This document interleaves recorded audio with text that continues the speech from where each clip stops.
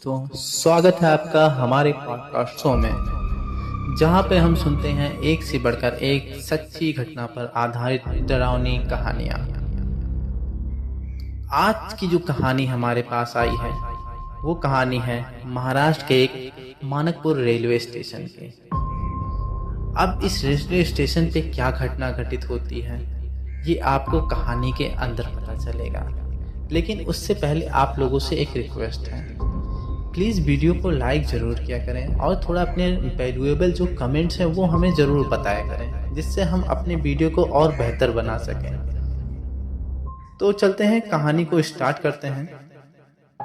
तो यह कहानी है मानकपुर रेलवे स्टेशन की। वैसे तो यह स्टेशन काफ़ी पुराना था, यूँ समझिए अंग्रेजों के समय में यह स्टेशन बनाया गया था। यहाँ पर जो स्टेशन था उसके आसपास कोई गांव नहीं था सिवाय एक गांव छोड़ के, और उस गांव में मान के चलिए 100 परिवारों का घर रहा होगा। ज़्यादा लोग तो वहाँ नहीं थे, लेकिन हाँ 100 परिवार के आसपास लोग वहाँ रहते थे। और वहाँ के लोग बहुत ही जानते हैं गांव में कैसा लोग होते हैं, पिछड़े वर्ग के होते हैं, तो ऐसे टाइप के वहाँ पे लोग थे। आधुनिकता से उनका कोई लेना देना तो था नहीं। तो वहां से एक नौजवान होता है और वह अपनी पढ़ाई पूरी करने के लिए शहर की ओर जाता है। शहर में उससे एक दोस्ती होती है उसकी, वो है मोहन। मोहन से दोस्ती होती है रामू की। तो इन दोनों में गहरी दोस्ती हो जाती है। दोनों कॉलेज टाइम में खूब पढ़ाई भी किए और खूब मस्ती भी किए। इन दोनों की दोस्ती इतनी गहरी थी कि उनके परिवार में भी आना जाना लगा रहने लगा। फिर जब रामू की पढ़ाई कंप्लीट हो जाती है तो वह अपने घर वापस लौट आता है। बहुत दिन बीत जाते हैं रामू और मोहन को मिले हुए। तब मोहन ने डिसाइड किया कि वह रामू से मिलने उसके गांव जाएगा। और उससे पहले ही कुछ दिन पहले मोहन के पास एक फोन कॉल भी आता है रामू का, और रामू उसे बुलाने के लिए काफी इंसिस्ट करता है। और इसी का बहाना से मोहन रामू से मिलने उसके गांव जाने के लिए चल पड़ता है। रामू के गांव में पहुंचने के लिए उसके पास एक ही रास्ता था, वो है बाई ट्रेन जाना।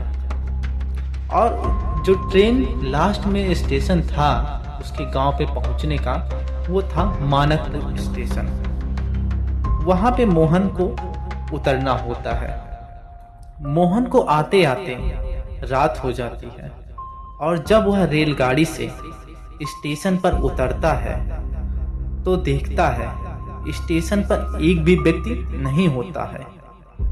यहाँ तक कि स्टेशन पर काम करने वाले कर्मचारी तक भी वहाँ दिखाई नहीं देते हैं। साथ ही स्टेशन पर बिजली भी नहीं होती है, और रोशनी के नाम पे उस स्टेशन पर 2 लालटेन जल रहे होते हैं। यह समय सर्दी का था और बहुत ही घनघोर कोहरा स्टेशन पर छाया हुआ था।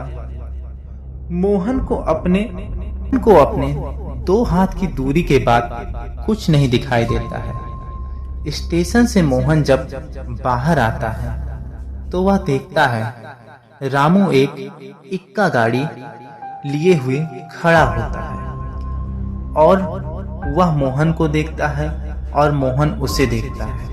तो रामू मोहन को इशारा करता है उसके पास आने का।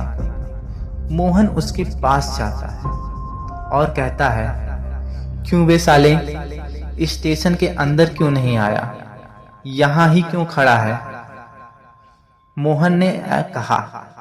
बस यूं समझिए, रामू ने कहा बस ऐसे ही। वह इक्का गाड़ी पर बैठने के लिए मोहन को कहता है, और मोहन झट से इक्का गाड़ी पर बैठ जाता है। अब दोनों साथ साथ चलने लगते हैं और ठंड भी बहुत तेजी से बढ़ रही होती है। मोहन तो इस ठंड को बर्दाश्त नहीं कर पा रहा था और जबकि वह एक मोटी जैकेट पहने हुए भी था और वह देखता है अपने दोस्त को, जो रामू को। रामू एक पतली सी शर्ट पहने हुए उस गाड़ी को चला रहा होता है। तब मोहन रामू से पूछता है, भाई तुम्हें ठंड नहीं लग रही है? रामू उसका कुछ जवाब नहीं देता है, मानो उसने उसकी बात को सुना ही नहीं। फिर मोहन रामू से दूसरा सवाल पूछता है, दोस्त आजकल क्या कर रहे हो? रामू जवाब देता है, कुछ नहीं भाई, यही इक्का गाड़ी चलाकर अपना जीवन यापन किसी तरीके से कर रहा हूं। मोहन कहता है, तो तू शहर क्यों नहीं आ जाता? हम दोनों मिलकर एक नया व्यापार करेंगे और साथ मिलकर खूब पैसे कमाएंगे। रामू कहता है, ठीक है भाई, पहले मैं अपनी बहन की शादी कर दूं, उसके बाद मैं तुम्हारे पास शहर में आ जाऊंगा। यह कहकर रामू सीधा देखने लगता है और गाड़ी चलाने लगता है। यह सुनकर मोहन बहुत खुश हो जाता है।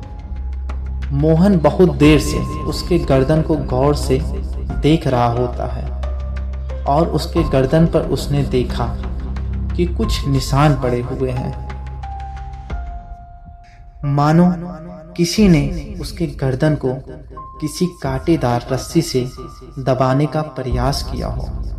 मोहन फिर से रामू से पूछता है, तुम्हारे गर्दन पर यह निशान कैसा है? रामू जवाब देता है, एक बार मैं तेजी से जा रहा था और कांटों भरी झाड़ियों में फंस गया, जिससे कुछ झाड़ियां मेरे गले में फंस गईं और यह निशान पड़ गया। फिर मोहन पूछता है, तुम्हारे पिताजी कैसे हैं? रामू कहता है, उनका तो पिछले महीने ही स्वर्गवास हो गया। तो मोहन कहता है, तो तूने मुझे फोन करके बताया क्यों नहीं? रामू कहता, भाई मैंने सोचा कि मैं तुम्हें बताऊंगा, फिर मैंने सोचा कि मैं तुम्हें क्यों परेशान करूं, तुम्हें इतनी दूर से आना पड़ता और समय भी बहुत लगता है, इसलिए मैंने तुम्हें नहीं बताया। मोहन कहता है, यह सुनकर मुझे बहुत दुख हुआ, तुम्हारे पिताजी वाकई एक अच्छे इंसान थे।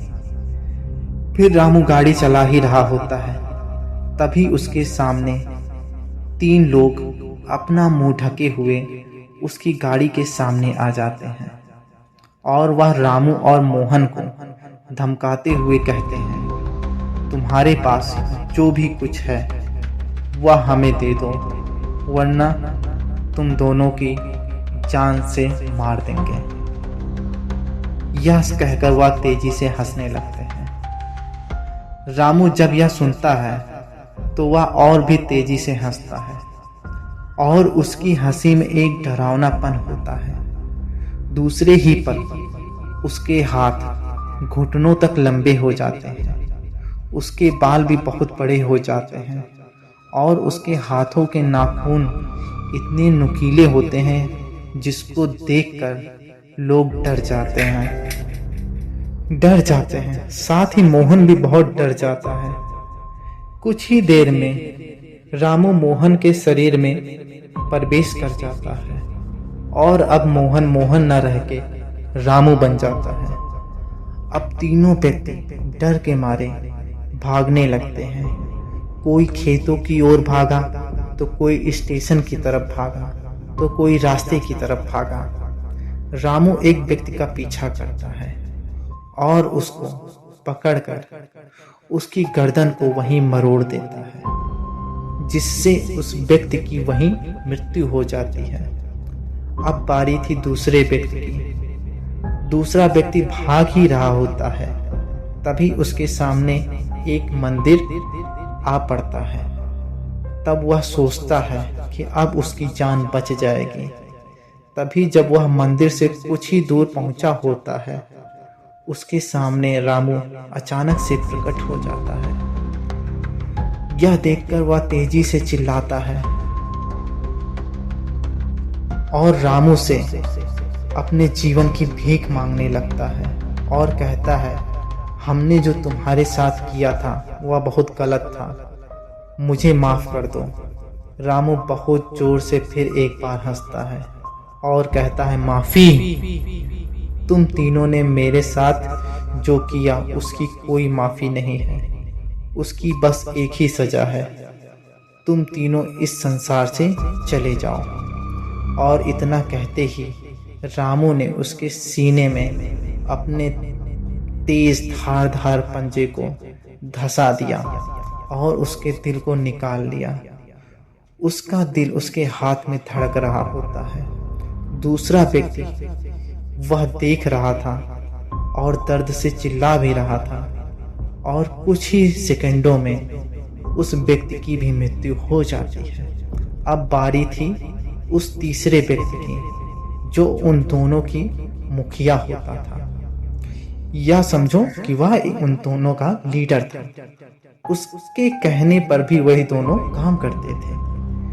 वह स्टेशन की ओर भाग रहा होता है और कुछ ही दूरी पर पहुंचते ही रामू उसको पीछे से पकड़ लेता है और उसको हवा में उठा ले जाता है। तीसरा व्यक्ति भी बहुत गिड़गिड़ाता है और रामू के सामने अपनी जान की भीख मांगता है, लेकिन रामू बदले की आग में बहुत सालों से जल रहा होता है और उसका बदला अब इन तीनों की मृत्यु के बाद ही पूरा हो सकता था। और उसने उस तीसरे व्यक्ति के धड़ से और उसके गर्दन को उस शरीर से अलग कर दिया, जिससे खून की एक बौछार बहुत तेजी से ऊपर की ओर निकलने लगती है और उसका शरीर जमीन पर गिरता है और कुछ देर तड़पड़ाने के बाद उसकी मृत्यु हो जाती है। अपना बदला लेने के बाद रामू मोहन के शरीर से निकल जाता है और मोहन के सामने आता है। मोहन रामू को अपने अंदर या सामने देखकर डर तो जाता है, लेकिन वह डरते हुए पूछता है, यह सब कैसे हो गया? तब रामू ने करुणा भरी आवाज में मोहन को सारी घटना बताई। असल में कुछ साल पहले रामू और उसके परिवार के पास कुछ बीघा जमीन थी जिस पर वह खेती किया करते थे। रामू का परिवार बहुत ही गरीब था, अतः वह खेती जो थी उसका उन लोगों का बस एकमात्र ही आजीविका का साधन था। लेकिन उस खेत पर इन तीनों व्यक्तियों की नजर पड़ जाती है और वह उसे हथियाने का प्रयास करते हैं। उन तीनों ने उनके परिवार को कई बार डराया धमकाया ताकि वह अपनी जमीन को छोड़ दें, लेकिन रामू के परिवार ने उस जमीन को नहीं छोड़ा। एक रात इन तीनों ने रामू के घर में चुपके से घुस जाते हैं और उसके परिवार के सभी सदस्यों को एक एक करके मौत के घाट उतार देते हैं। तब से रामू अपने बदले की आग में यूं ही भटक रहा था और उस दिन स्टेशन पर मोहन के आने पर उसको अपना बदला लेने का मौका मिल गया। उसने अपना बदला मोहन के शरीर के द्वारा ले लिया। मोहन को यह सुनकर रोने लगता है, रामू को दिलासा देता है और चुप करवाता है और कहता है, मित्र, इस जीवन में हमारा साथ तो बस इतना ही था। अगर भगवान ने चाहा तो हम अगले जन्म में भी एक अच्छे दोस्त बनकर रहेंगे। और यह कहकर रामू गायब हो जाता है। तो इस प्रकार इस कहानी का अंत होता है और रामू का बदला पूर्ण होता है। तो आपको हमारी कहानी कैसी लगी? अगर कहानी अच्छी लगी हो तो प्लीज़ सब्सक्राइब करें। मिलते हैं फिलहाल किसी नेक्स्ट वीडियो में, तब तक के लिए बाय बाय। और चैनल को लाइक या वीडियो को सब्सक्राइब करना ना भूलें। तब तक के लिए बाय बाय।